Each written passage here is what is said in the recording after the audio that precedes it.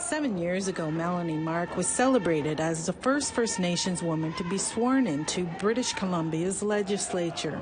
So that was a very proud day for me. And the 7 years that I served as the member for Vancouver Mount Pleasant has been the real honor of my life, to be an advocate for the people that I care about, a community that I grew up in. But as a politician, Mark had to put up with what she describes as character assassination. When I described it as a torture chamber, it's because of the things that I had to endure from the official opposition. And I've made it clear on the record that mostly white men have been particularly vile and rude. And quite honestly, I just never imagined that that's what it would be like for an elected official. That's something Jessica McCallum Miller knows all too well.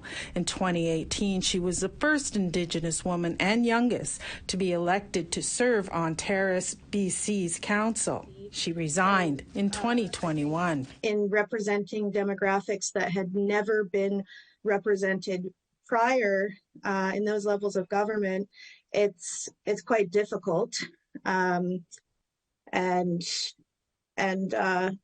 you do experience the character assassination. You do experience a lot of the bullying that she talked about in her resignation speech. Yeah. She says it was tough to hear about Mark's treatment. I was extremely upset. I cried when I first heard. She's a great leader. She always has been and always will be, in my opinion.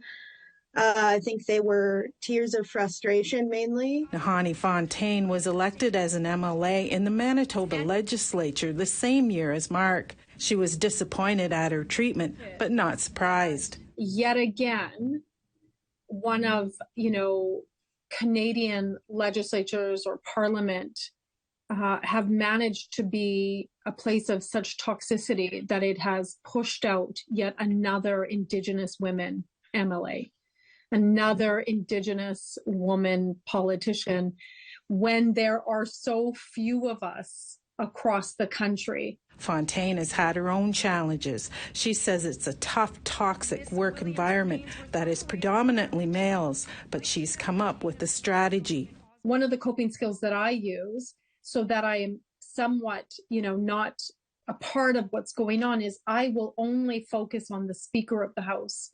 And so my focus is solely on the Speaker so that I don't get drawn in, or that my spirit doesn't get kind of drawn into that toxicity. At 47 and retired, Mark says she feels at peace now. I've received so much love from women and men and people across this province. I can't walk on the streets right now without being stopped or chased. I have people chasing me. Hey, Melanie, I want to say something to you.